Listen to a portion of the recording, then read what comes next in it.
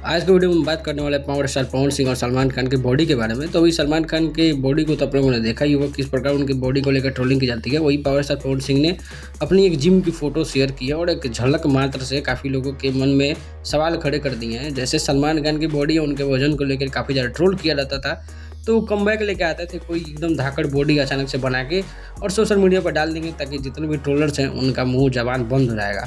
वैसे ही हमारे power star Pawan Singh जो भोजपुरी के सलमान खान से कम नहीं है, इनके वजन को लेकर के बार बार हमेशा ट्रोल किया जाता है कि बॉडी नहीं है, बॉडी बनाना चाहिए, उसके बाद कपड़े उतारने चाहिए।